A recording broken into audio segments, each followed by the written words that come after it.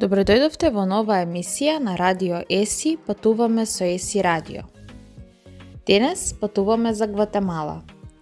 Гватемала е прекрасна земја која се наоѓа северно-западно од Мексико и се граничи со Карипското море. Таа е трета по големина земја во Јужна Америка и има квадратна површина од околу 42.000 квадратни милји, со прекрасни планини, вулкани, шуми и водопади кои ги исполнуваат поголемиот дел од копнената маса. Времето е влажна суптропска клима, имаат благи суви зими и топли лета. Културата на Гватемала е уникатен производ на домородно-американските начини на живење и силно шпанско колонијално наследство. Околу половина од населението на Гватемала се местицо, во Гватемала позната како ладино, луѓе со мешано европско и домородно потекло.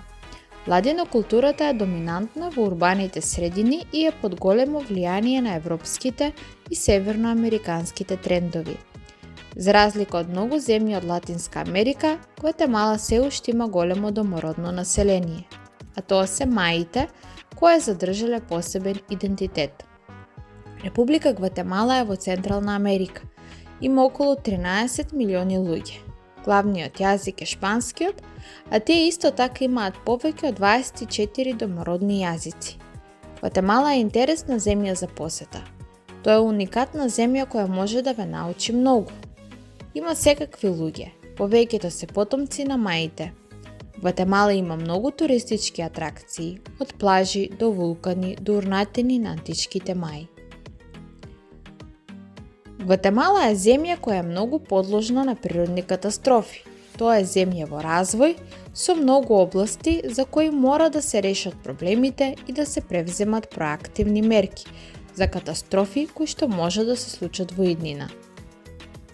Оваа земја е огромна земја со голем број на планини.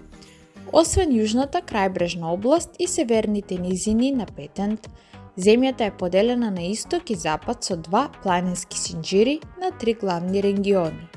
Висорамнини, каде што се планините, регионот Петен северно од планините и брегот на Пацификот кој е јужно од планините. Сите три области во голема мера се разликуваат една од друга, од пејзаж до клима и надморска височина, создавајќи драматични контрасти помеѓу топлите влажни тропски низини. Гватемала има повеќе луѓе од која било друга централноамериканска земја, со процената популација од околу 12 милиони жители. Таа е дом на многу различни култури. Населението може да се подели во две групи. Индијанци и луѓе со мешано шпанско и индијанско потекло, но во Гватемала да се викаш индијанец или не индијанец се независни целосно од потеклото на една личност. Во основа е прашање на тоа како живеат луѓето и како се категоризираат себе си.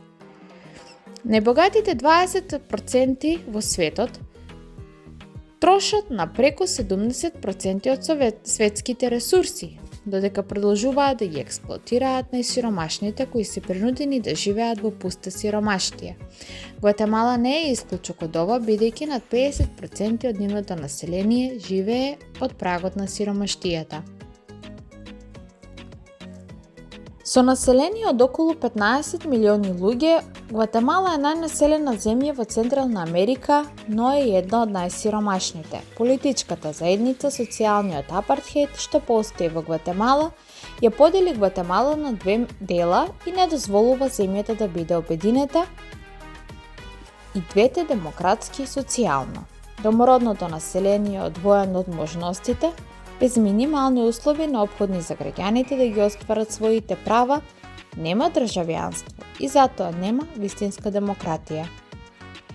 За домородното население на Гватемала и американските индијанци, почетокот на расната и класната дискриминација се случи за време на колонизацијата и продолжува да покажува своето влијание и денес.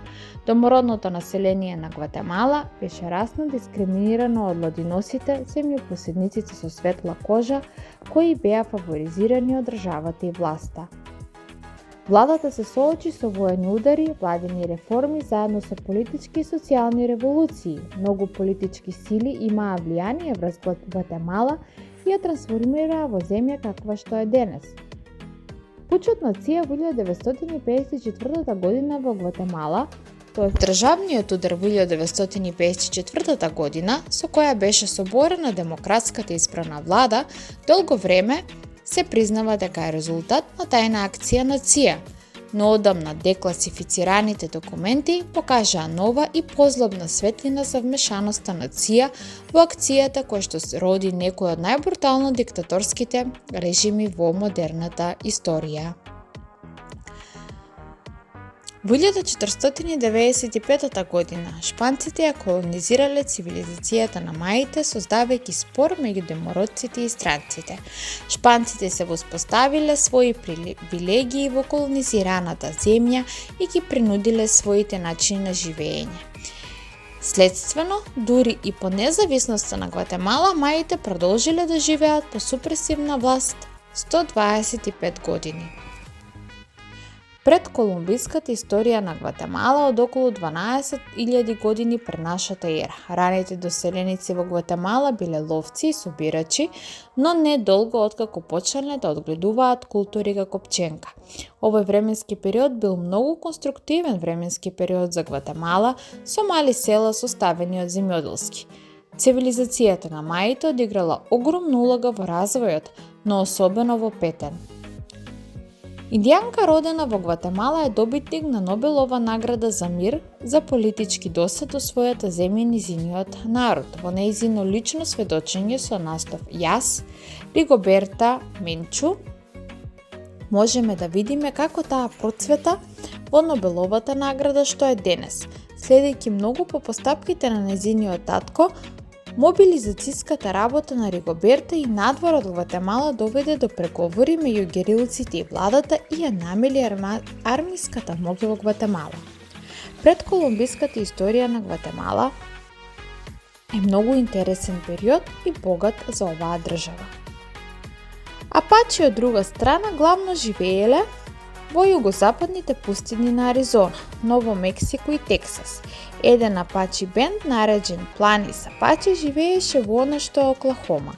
Апачи прв пат дошле на југозапад помеѓу 1000 и 1400 година, како одговор на обкружувањето во кое се наоѓаат маите и апачите, и двете племиња се приспособиле на нивните средини на различни начини. Тие морале да се приспособат за да продолжат да ја сформираат и создаваат гватемалската историја, за која што ние денес помалку научивме нешто. Ви благодарам за вашето внимание и следете не на нашето радио Радио Еси Скопје.